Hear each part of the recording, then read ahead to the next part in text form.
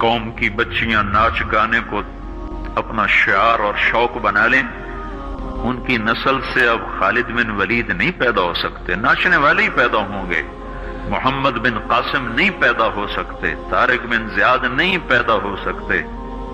مجھے صلاح الدین یاد آیا اور میں بہت رویا۔ وہ بھی کسی ماں کا جنا ہی ہوا تھا۔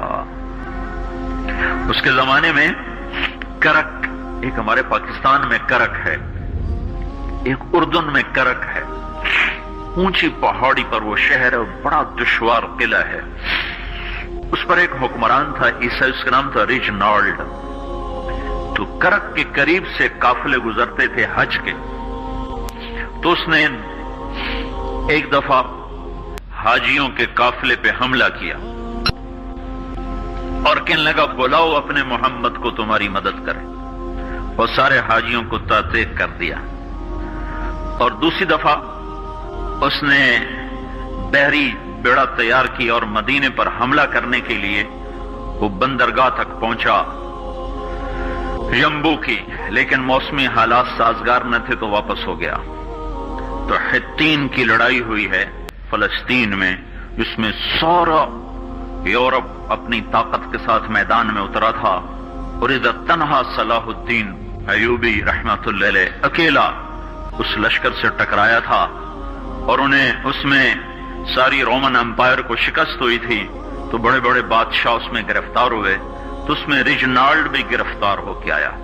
تو کوئی 12 بادشاہ تھے ریاستوں کے جو سامنے اس کے پیش کیے گئے، تو پیاس کی شدت سے سب کا برا حال تھا، تو صلاح الدین نے سب کو پانی پیش کیا، ریجنالڈ کو نہیں پیش کیا۔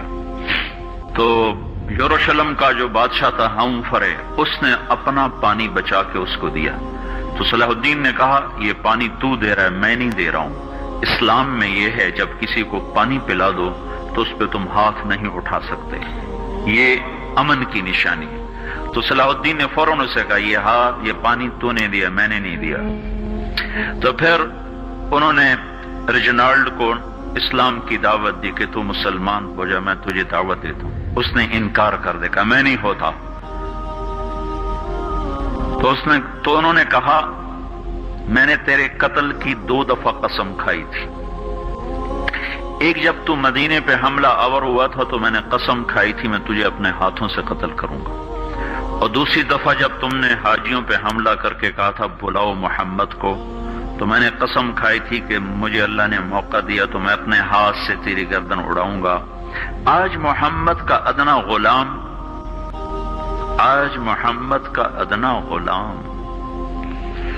تیری اس بات پر یہ فریضہ ادا کرنے کے لیے آ رہا ہے، اور اپنی تلوار سے اس کی گردن اڑائی، وہ پیچھے لٹک گئی، پوری نہیں اڑی، پیچھے لٹک گئی، خوفناک منظر بن گیا۔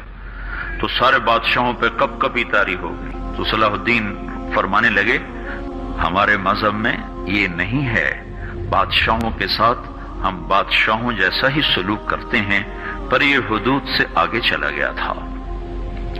اب مجھے یہ قصہ بھولا ہوا تھا، مجھے انہی حادثوں میں، انہی ہنگاموں میں وہ یاد آیا، تو بعد تنہائیوں میں بیٹھ کے بے بسی کے آنسو بہہ جاتے ہیں، اور اس کے سوا کوئی چارہ نہیں ہے۔ ہماری ساری نسل موسیقی میں ڈوب چکی ہے، جو بدن سرتال پہ تھرکتے ہوں، جو بدن موسیقی کے اوپر ہلتے ہوں، رقص میں آتے ہوں، ان پہ کانٹے ہی اگیں گے، ان پہ صلاح الدین کا پھول نہیں اگ سکتا۔